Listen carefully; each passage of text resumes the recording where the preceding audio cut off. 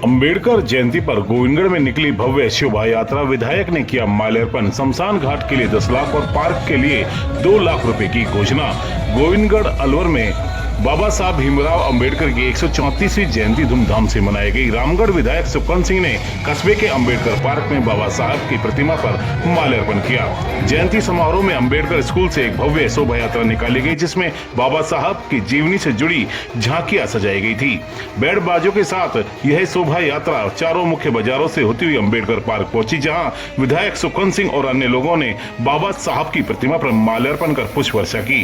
कार्यक्रम में विधायक सुखवंत सिंह ने महत्वपूर्ण घोषणाएं की, जिन्होंने विधायक निधि से जाटव समाज के शमशान घाट में टाइल और कमरा निर्माण के लिए 10 लाख रुपए देने की घोषणा की। साथ ही डॉक्टर भीमराव अंबेडकर पार्क के सौंदर्यकरण के लिए 2 लाख रुपए की घोषणा भी की। इसके साथ इन्होंने कहा कि बाबा साहब के बनाए संविधान की ताकत की वजह से ही आज वो विधायक बन पाए हैं। पहले राजा का बेटा राजा बनता था, आज किसान का बेटा विधायक बनकर आप लोगों की सेवा कर रहा है।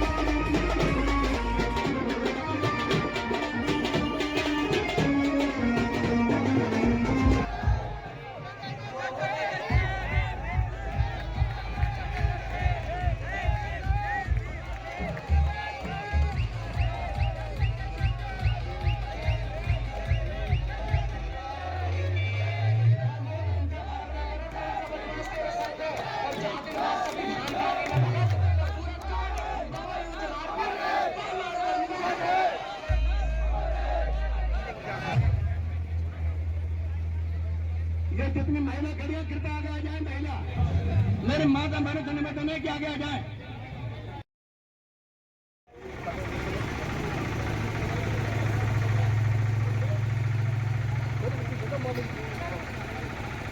इस 134वीं जयंती पर हार्दिक शुभकामनाएं देता हूं कि ऐसे महामानव की आज हम जयंती मना रहे हैं, इसके लिए आप सबको बहुत बहुत शुभकामनाएं। आज इस गोविंदगढ़ कस्बे में जो उत्साह देखा जा रहा है, इस तरह का उत्साह हमेशा बना रहे और इस कस्बे का मेरे ऊपर आशीर्वाद हमेशा से रहा है और आप सब लोगों के आशीर्वाद से और बाबा साहब द्वारा बनाए गए संविधान की ताकत से हम जैसों को मौका मिलता है, क्योंकि गांव गरीब किसान का बेटा तभी बड़े दायित्व ले पाता है जब बाबा साहब ने संविधान में ताकत दी है, नहीं तो राजा का बेटा ही राजा बनता है। तो मैं बाबा साहब के चरणों में नमन करता हूं कि उनकी वजह से मैं आज आपके और आपके आशीर्वाद से विधानसभा में पहुंचा हूं। इसके लिए आपको बहुत बहुत धन्यवाद। बाबा साहब एक सामाजिक नेता नहीं, एक अर्थशास्त्री भी थे। उनको सिंबल ऑफ नॉलेज भी कहा जाता है, ज्ञान का प्रतीक। ऐसी कोई शायद, चाहे वो सामाजिक हो, चाहे वो लेखन में हो या कोई लोकतांत्रिक डिबेट हो, जिसमें उन्होंने भाग नहीं लिया। और ऐसी महान विभूति को एक समाज तक सीमित कर देना भी उनके प्रति न्याय नहीं था।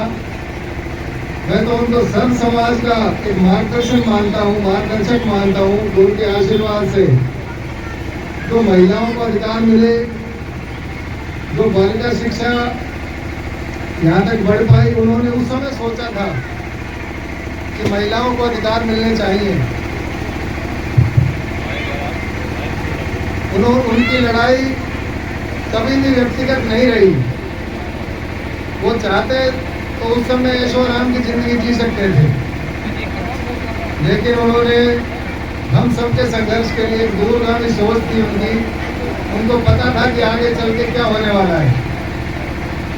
इतना दूरदर्शी व्यक्ति जिसने 70-80 साल पहले सोच लिया था कि संविधान में ये ताकत दी जाए तो ही हमारे लोग जो वंचित वर्ग है वो आगे आ पाएगा, नहीं तो कोई पूछने वाला नहीं है। इतनी उनकी अच्छी सोच, तो मैं प्रणाम करता हूँ, नमन करता हूँ आज उनकी जयंती पर। और उन्होंने जो मार्गदर्शन दिखाए उन पर हम सबको चलना होगा। आज हम उनकी जयंती मनाकर यहाँ भाषण सुनकर अपने अपने घरों में चले जाएं, उससे भी कुछ हल होने वाला नहीं है। हम सबको उन्होंने जो प्रेरणा, जो लकीर खींची है, उस पर हमको चलना होगा, क्योंकि इस तरह के महामानव कभी सदियों में पैदा होते हैं और ये 20वीं शताब्दी के महामानव थे। जैसा कि अभी संचालक महोदय राधेश्याम जी ने बताया कि जब मैं प्रधान था तब शमशान घाट के लिए 2,24,000 रुपए की सैंक्शन मैं इसी जगह आप सबको दे के गया था, और उसके बाद उसमें शायद थोड़ा बहुत ही विकास हो पाया। मैं कभी भी आपसे दूर नहीं रहा, आपने बीच में बुला दिया मुझे। मैं तो आपसे एक निवेदन करता हूं कि आप मुझे एक विधायक के रूप में नहीं, इस गांव के बेटे के रूप में याद किया करो, क्योंकि ये तो पद तो आते जाते रहते हैं। मैं आप ही के बीच का हूँ, आप ही का बेटा हूँ, आप ही का भाई हूँ। मैं कभी भी आपसे दूर न कभी था न रहूंगा, और मैं आप सब लोगों को विश्वास दिलाता हूँ कि आपके मान सम्मान में भी कोई कमी नहीं आने दूंगा। आपने जो विकास की बात कही है, उसके लिए मैं मेरे विधायक निधि से 10 लाख रुपए देने की घोषणा करता हूँ। उसके लिए आप इंटरलॉक बनाए या उसका एक बड़ा कमरा बनाए, वो आप तय कर लेना। मैं यहाँ पर भी 2 लाख रुपए बाबा साहब के लिए, चाहे वो छतरी बनाकर यहाँ अच्छा कोई सौंदर्यकरण हो, उसके लिए अलग से 2 लाख रुपए की बात करता हूँ। मैं आप सब लोगों से यही कहना चाहता हूँ कि आप सब लोगों ने जिस तरह आशीर्वाद बनाए रखा है, इस तरह का आशीर्वाद आगे भी बना रहे, क्योंकि आप ये सोचिए कि आपके साथ कौन खड़ा है। ठीक है, परिस्थितियां नहीं होंगी, कभी कौन कहाँ था, मैं उसमें जाना नहीं चाहता, ना मैं कोई अतीत को गाली देकर राजनीति करना चाहता हूँ।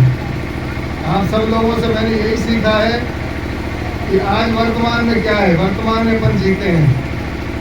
आज हम सब आपके मार्गदर्शन में मैं काम करूँगा, और आपको कहीं भी लगे कि मैं गलत कर रहा हूँ, तो आप सोशल मीडिया के माध्यम से नहीं, आप व्यक्तिगत मुझसे मिलकर या मुझे फ़ोन कर मेरी गलती के बारे में बताएं। आजकल एक नया ट्रेंड चला है कि सोशल मीडिया पर डाल देते हैं कि साहब फलाना ऐसा हुआ और ढेका ऐसा हुआ। ये अच्छी बातें नहीं है। आप व्यक्तिगत रूप से मुझे बताएं कि मैंने यह गलती की है। मैं आप सब लोगों से ये प्रार्थना करता हूँ कि मैं कोई अपने आप में ये नहीं कहता कि मैं पूर्ण हूँ, हो सकता है मुझसे भी गलतियाँ नहीं हों, लेकिन उसको आप मेरे मार्गदर्शक हो, आप मेरे अभिभावक हो, आप मुझे मार्गदर्शन दें। कहीं कोई गलती होती भी है तब उसमें भी सुधार करेंगे।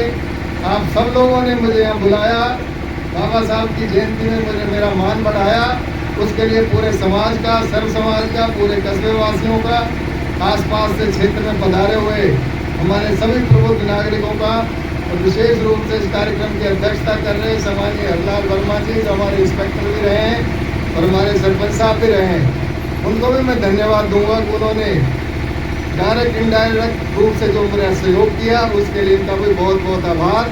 आप सबका एक बार पुनः धन्यवाद। जय हिंद, जय भारत। बाबा साहब